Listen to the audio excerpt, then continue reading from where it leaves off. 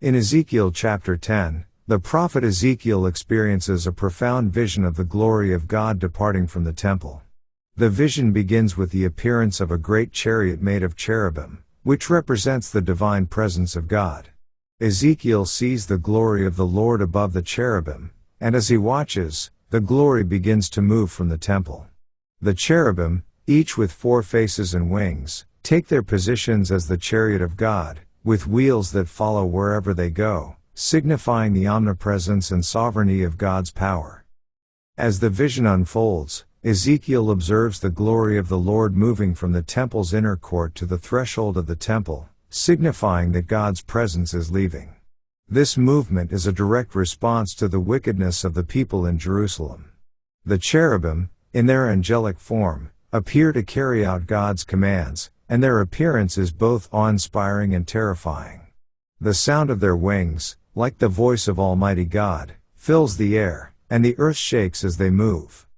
Ezekiel then witnesses the man in linen, who had previously been tasked with marking the righteous in Jerusalem, returning to the temple.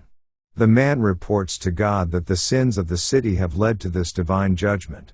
God's glory, which had once rested in the Holy of Holies, is now being withdrawn from the temple due to the abominations and idolatry committed by the people. This withdrawal represents the departure of God's favor and protection from the city and the temple, symbolizing the beginning of their destruction. The chapter concludes with Ezekiel seeing the cherubim and the wheels again, moving in unison as they depart from the temple. As the glory of God continues to leave the city, Ezekiel is left in awe of the divine vision and the seriousness of the judgment about to fall upon Jerusalem. The chapter highlights the consequences of sin, particularly idolatry, and serves as a warning that God's presence cannot dwell where sin is allowed to persist. The departure of God's glory marks a significant moment in the narrative of Israel's downfall, signaling the inevitable judgment and exile that awaits the nation. Let's now read Ezekiel chapter 10. Then I looked, and, behold, in the firmament that was above the head of the cherubims there appeared over them as it were a sapphire stone, as the appearance of the likeness of a throne. And he spake unto the man clothed with linen, and said, Go in between the wheels, even under the cherub, and fill thine hand with coals of fire from between the cherubims, and scatter them over the city. And he went in my sight. Now the cherubim stood on the right side of the house, when the man went in, and the cloud filled the inner court. Then the glory of the Lord went up from the cherub, and stood over the threshold of the house, and the house was filled with the cloud, and the court was full of the brightness of the Lord's glory. And the sound of the cherubim's wings was heard even to the outer court, as the voice of the Almighty God when he speaketh. And it came to pass, that when he had commanded the man clothed with linen, saying, Take fire from between the wheels, from between the cherubims, then he went in, and stood beside the wheels.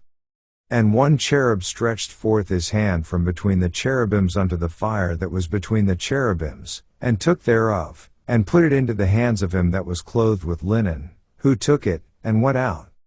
And there appeared in the cherubims the form of a man's hand under their wings.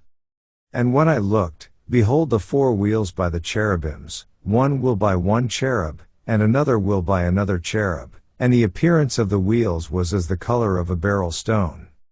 And as for their appearances, they 4 had one likeness, as if a wheel had been in the midst of a wheel. When they went upon their 4 sides, they turned not as they went, but to the place whither the head looked they followed it, they turned not as they went. And their whole body, and their backs, and their hands, and their wings, and the wheels, were full of eyes round about, even the wheels that they 4 had. As for the wheels, it was cried unto them in my hearing, O wheel. And every one had 4 faces, the first face was the face of a cherub, and the second face was the face of a man, and the third the face of a lion, and the fourth the face of an eagle. And the cherubims were lifted up. This is the living creature that I saw by the river of Chebar. And when the cherubims went, the wheels went by them. And when the cherubims lifted up their wings to mount up from the earth, the same wheels also turned not from beside them. When they stood, these stood, and when they were lifted up, these lifted up themselves also, for the spirit of the living creature was in them.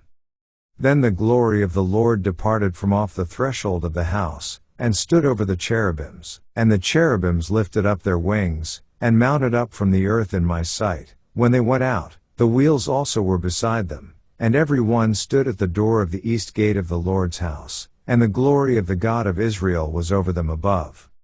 This is the living creature that I saw under the God of Israel by the river of Chebar, and I knew that they were the cherubims. Every one had 4 faces apiece, and every one 4 wings, and the likeness of the hands of a man was under their wings. And the likeness of their faces was the same faces which I saw by the river of Chebar, their appearances and themselves, they went every one straight forward. This ends our reading of Ezekiel chapter 10.